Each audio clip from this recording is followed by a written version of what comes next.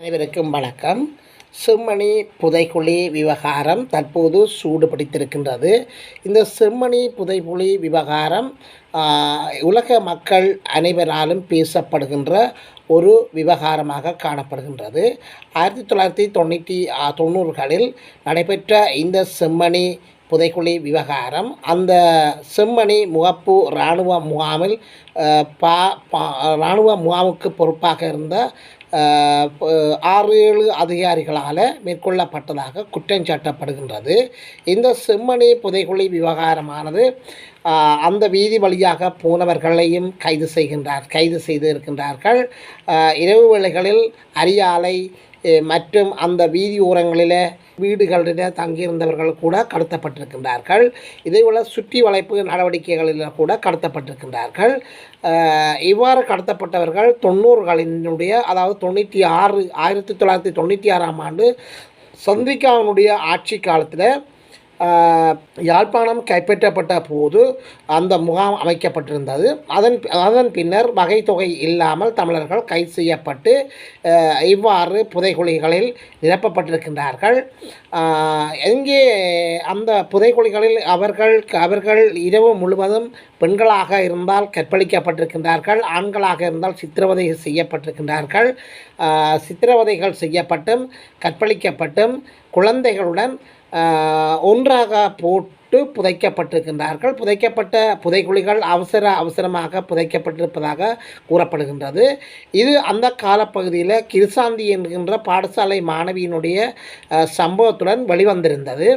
அந்த கிருசாந்தி என்ற பாடசாலை மாணவி இன்னொரு பாடசாலை மாணவியினுடைய விபத்து, அதாவது இராணுவத்தினரால் ஏற்படுத்தப்பட்ட விபத்தின் போது உயிரிழந்த இன்னொரு மாணவியினுடைய மரணச்சடங்குக்கு போய் வந்த போது கிருசாந்தி என்ற மாணவியை அந்த இராணுவ முகாமில் வைத்து வழிமறைத்து அவரை உள்ளுக்கு கூட்டிக் கொண்டு சென்றிருக்கின்றார்கள். அவ்வாறு கூட்டிக் கொண்டு சென்றதை பார்த்த ஏனைய மக்கள் கிருசாந்தியினுடைய தாயாருக்கு, கைதடியில் உள்ள கிருசாந்தியினுடைய தாயாருக்கு அறிவித்ததை அடுத்து கிருசாந்தியினுடைய தாயார் மற்றது கிருசாந்தியினுடைய தம்பிக்காரன் அருகில் உள்ள வீட்டுக்காரர் ஆகியோர் போய் சென்று விசாரித்த போது அவர்களையும் விசாரிக்க வேண்டும் என்று சொல்லி அவர்களையும் இராணுவ முகாமுக்கு பின்னுக்கு கூட்டி சென்று அவர்களையும் இரவு முழுவதும் சித்திரவதை செய்து புதைத்த சம்பவத்தின் பின்னணியில் தான் இந்த விவரங்கள் எல்லாம் வெளியில் வர துவங்கியிருக்குது.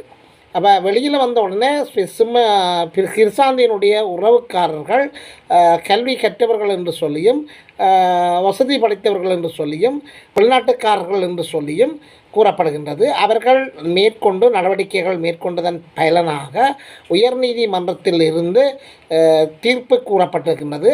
6 இராணுவ வீரர்கள் உள்ளடங்கலாக கிருசாந்தினுடைய விசாரணைகளை விசாரித்த உயர்நீதிமன்றம் அவர்களுக்கு மரண தண்டனை விதித்த போது அந்த மரண தண்டனை விதிக்கப்பட்டதன் பின்னர் நீங்கள் ஏதாவது நீதிமன்றத்தில் கூற விரும்புகிறீர்களா, உங்கள் தரப்பு நியாயங்கள் ஏதாவது கூறப்போகிறீர்களா என்று கேட்டதற்கு இணங்க ஒரு இராணுவ சிப்பாய் ஒருவர் இந்த விஷயத்தை நீங்கள் பெரிதுபடுத்துகின்றீர்கள். 400க்கும் மேற்பட்ட மனித புதைகுழிகள் செம்மணி புதைகுழியில் 400க்கும் மேற்பட்ட மனிதர்களை புதைத்திருக்கின்ற செம்மணி புதைகுழியை என்னால் அடையாளம் காட்ட முடியும் என்று சொல்லி கூறியிருக்கின்றார். எனவே இது ஒரு விஷயத்தை முடிவுக்கு கொண்டு வர இன்னொரு விஷயம் ஆரம்பித்தது போன்று நீதிபதிக்கு பெரிய ஒரு சங்கடமாக இருந்தது. எனவே இதன் பின்னணியில் அந்த காலப்பகுதியில் தோண்டப்பட்டு சில மனித எலும்புக்கூடுகள் தோண்டப்பட்டுள்ளன. இது மாணிக்கவாசகர் இளஞ்செழியன் அவர்களின் தலைமையின் கீழே இந்த பணி மேற்கொள்ளப்பட்டிருந்தது.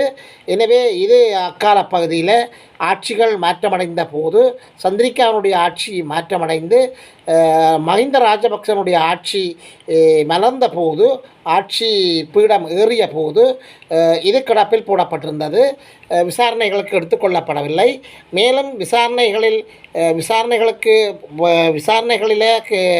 கைது செய்யப்பட்ட இராணுவ வீரர்களுக்கு விசாரணைகளின் போது அவர்களுக்கு உங்களுக்கு பிணை வழங்கப்பட்டு பிணையில் செல்வதற்கான சம்பவங்கள் அங்கு நடைபெற்றன. இதனால் இது ஒரு நீர்த்து போன பிரச்சனையாக காணப்பட்டது. இது மீண்டும் இந்த வருடம், அதாவது 2025ஆம் ஆண்டு நகர சபையினர் ஏதாவது கட்டட வேலை ஒன்றை பூர்த்தி செய்வதற்காக சிந்து பாத்தி மயானத்தில்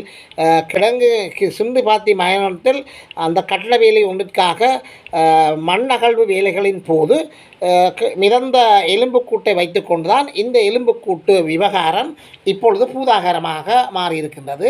இன்றைய தினம் ஒரு மனவேதனை படக்கூடிய சம்பவம் ஒன்று நடைபெற்றிருக்கின்றது. அந்த சிறுவன் ஒருவன் பேக்குடன் மீட்கப்பட்டிருக்கிறார். இதைவிட சிறுவன் ஒருவன் யுனிசெஃப் என்கின்ற அந்த வெளிநாட்டு அமைப்பிடமிருந்து வழங்கப்பட்ட ஒரு பேக்கு ஒன்றுடன், நீல நிற பேக் ஒன்றுடன் மீட்கப்பட்டிருக்கின்றான். மீட்பு பணிகள் மிகவும் துல்லியமாகவும் அவதானமாகவும் மிக நுணுக்கங்களாகவும் மேற்கொள்ளப்படுகின்றது. எனவே சிறுவன் ஒருவன் இன்று மீட்கப்பட்டிருக்கின்றான். இந்த மீட்கப்பட்ட சம்பவத்தோடு மட்டுமில்லாமல் இன்னொரு விடயமும் நடந்திருக்கிறது. அதாவது சிறுவனுக்கு சொந்தமான சப்பாத்து, ஒரு சிறு குழந்தைகளுக்கு சொந்தமான ஒரு ஷோடி சப்பாத்து ஒன்றும் மீட்கப்பட்டிருக்கின்றது. இதைவிட சிறுவர்கள் விளையாடுகின்ற அந்த விளையாட்டு பொம்மை ஒன்றும் மீட்கப்பட்டிருக்கின்றது. எனவே இது பார்ப்பவர்க்கு மனதை பலியாக்குகின்ற சம்பவங்களாக காணப்படுகின்றது. எனவே இந்த பணிகள் இதைவிட மேலும் 5 எலும்புக்கூடுகள் கண்டுபிடிக்கப்பட்டிருக்கின்றது என்று சொல்லி கூறப்படுகின்றது. அவை இனி நாளைய பொழுது தூண்டப்பட்டு அவை கிளறப்பட்ட பின்னர் தான் அவற்றினுடைய சரியான எண்ணிக்கை கூறப்படுகின்றது. இதுவரை 33 எலும்புக்கூடுகள் மீட்கப்பட்டிருக்கின்றது என்று சொல்லப்படுகின்றது. இவற்றுக்கு மேலதிகமாக மேலும் 5 எலும்புக்கூடுகள் காணப்பட்டிருக்கிறதாக கூறப்படுகின்றது. அவை மீட்கப்பட்ட பின்னர் தான் சரியான எண்ணிக்கைகளை பகிரங்கப்படுத்தலாம் என்று சொல்லி கூறப்படுகின்றது. எனவே பணிகள் மிகவும் கஷ்டப்பட்டு மிகவும் சிக்கலான, மிகவும் ஒரு நுணுக்கமான பணிகளாக காணப்படுகின்றது. பணியாளர்கள் மிகவும் சச்சிதமாக பணிகளை மேற்கொண்டிருக்கின்றார்கள். இனி வருங்காலங்களில் மழை காலங்களாக இருக்கின்றபடியால் இது மிகவும் ஒரு கேள்விக்குறியாக இருக்கும். சில வேளை இடைநிறுத்தக்கூடிய சாத்தியக்கூறுகள் இருக்கின்றது. எனவே செம்மணி பிரதேசத்தினுடைய அந்த நில அமைப்பு சேறும் சகதியும் நிறைந்தவையாக காணப்படுகின்றது. எனவே இந்த பணிகள் கூட நிறுத்தக்கூடியதாக இருக்கும். இன்றும் கூட மழை பெய்துகின்ற போது சற்று அந்த வேலையை நிறுத்திவிட்டு மழை பெய்த பின்னர் தான் அந்த அகழ்வு பணி மேற்கொள்ளப்பட்டதாக அந்த அகழ்வு பணிக்கு பொறுப்பாக இருக்கின்றவர்கள் கூறுகின்றார்கள்.